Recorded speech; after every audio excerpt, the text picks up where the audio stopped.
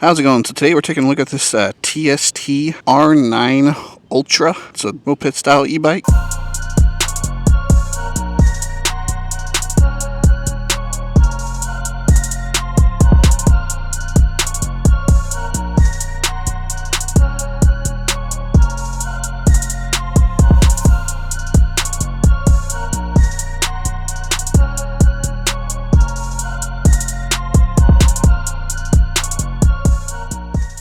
Alright, we'll start off with the powertrain. Like I said, it's got two 15 amp hour batteries, so two 48 volt 15 amp hour batteries, so combined 30 amp hours. Put the watt hours right here on the screen for you. One of the batteries positioned underneath the seat here, and that's paired with a 750 watt internally geared hub motor that's sort of integrated into the wheel here. So it's got a decent amount of power. I think it probably peaks around 12 or 1500 watts. It's a 7-speed bike with a Shimano derailleur there. It does come with a derailleur guard, but I don't have the tool to get this bolt off, so I didn't install it, but it does come with one. And then you have your standard sort of e-bike trigger shifter there.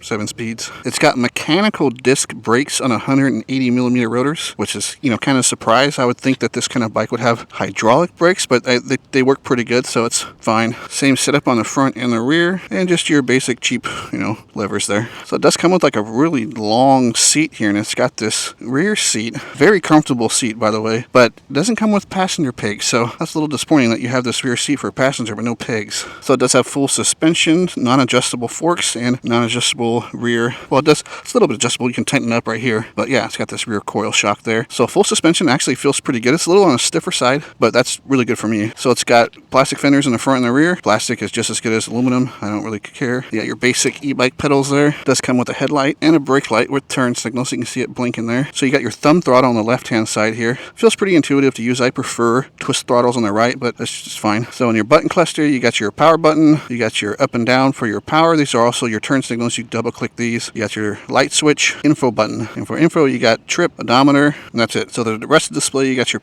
chart state, your pedal assist, miles per hour, and then down here is doesn't give you a number, but just shows your drawing power. The grips are pretty good. Yeah, they're on there pretty good. They're not moving around or anything, so they're decent. Oh no, it's a pretty slick bike. I really like the wheels and the yellow accents and stuff. It looks really cool. The only really thing I have a problem with is I just wish it came with hydraulic brakes, but it's not that big of a deal because they are powerful enough to lock those tires up, so they work. Before we get into top speed and other testing, can you do me a favor and hit that subscribe button? Really trying to make it to 50,000 subscribers. That's my goal. I'm just a little over 10K right now, so I got a long way to go. You can help me with that. Just click that button. Thanks. All right, so this thing's locked at 20 miles an hour, so there's no real point in doing a top speed test because it's just going to top out at 20. There is a app for these TST bike where you can go and unlock them. I believe it's this one, this Orbital Sport. Yeah, so you just go there, go to connected devices.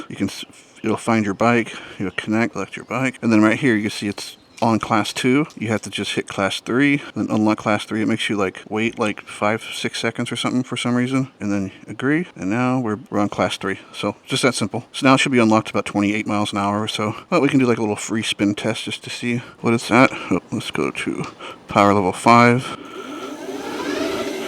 Yep, 28. But let's see if it actually get to 28 with my fat butt on there. Wow, this thing maneuvers really good. So it's going to be hard for you guys to see because of the glare, but I'll let you know how fast we're going. So this is kind of a flat area here, and then it goes to a slightly uphill. So I'll see how it does a flat and then an uphill. And then we'll come back downhill. 26, 27, and now we're going uphill. Drop to 24, 23, 22.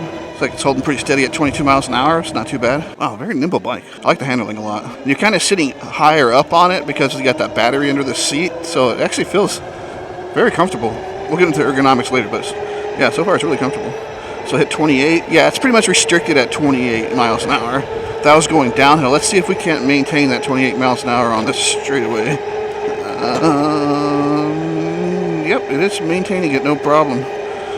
Cool. So yeah. Unlocked, it's 28 miles an hour. It's just your typical class 3 e-bike speed. Alright, let's see how long it takes for the cadence sensor to kick in for the pedal assist. So, let's see. Wow, immediately. I wonder if this has a torque sensor. It comes on almost right away. Let's try that again.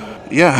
Actually, I think maybe this has a torque sensor. I'm going to check, and I'll put it right here on the screen what kind of sensor it is. It seems like torque to me, but it might just be a really good cadence sensor. Alright, while we're talking about power and speed and all that, we can talk about range a little bit. So this thing has a 48 volt, but it's got two 15 amp hour batteries, so a total of 30 amp hours, which is a lot of battery capacity for a 750 watt motor. So you're looking at I mean, in full power mode, throttle only, you'll probably get like 40 miles plus out of it.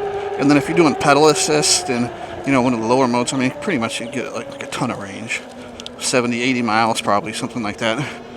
So if you're looking for something that's longer range for commuting, this might be a good option for you because it does have those 2 batteries and just a ton. It has double what the normal battery capacity is. Usually these kind of bikes come with a single 15 amp hour battery, but this one's got 2. So let's see how it does off-road.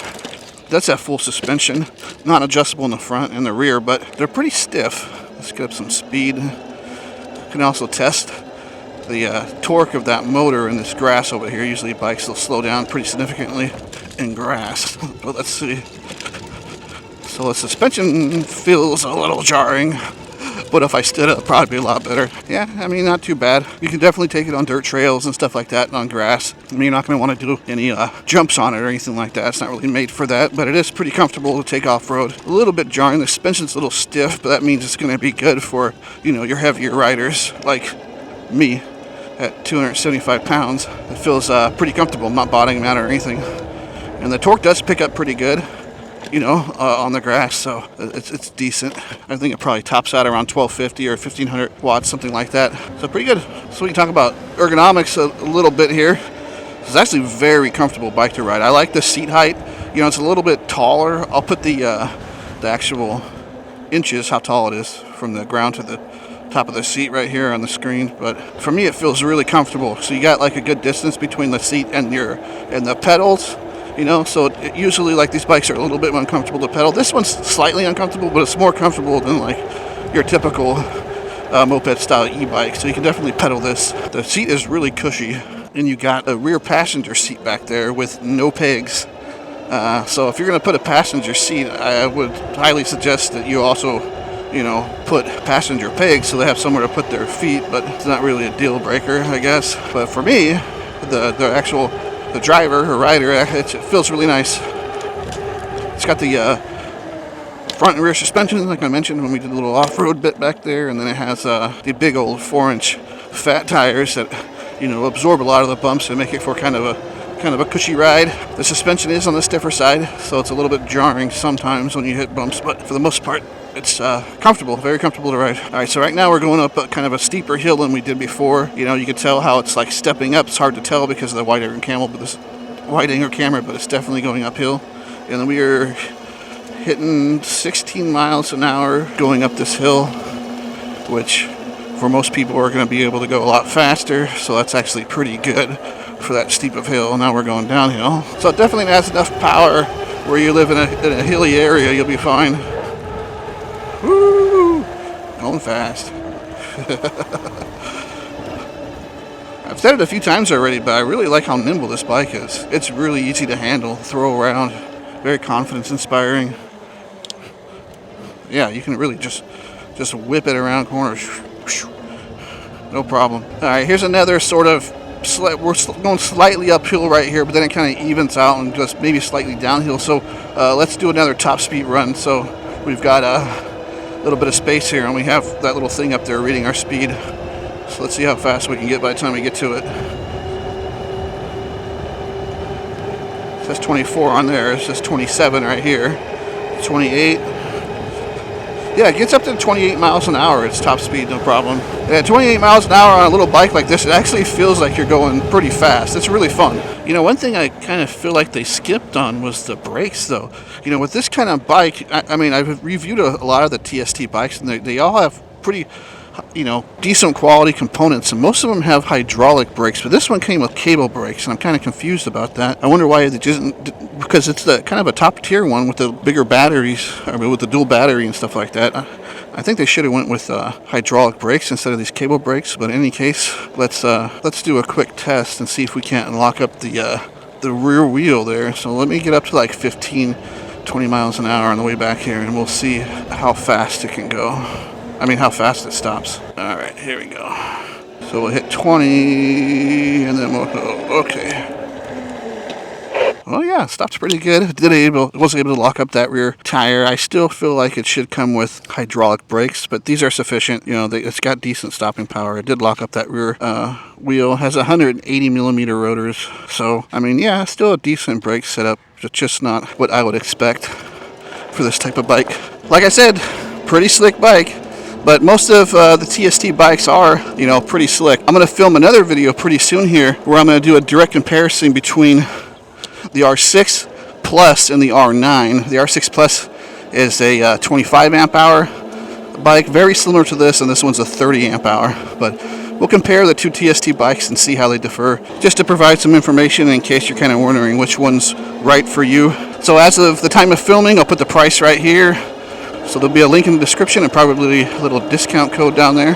Thanks for watching to the end. I really appreciate it. Don't forget to like, subscribe, and I'll see you on the next one. Bye.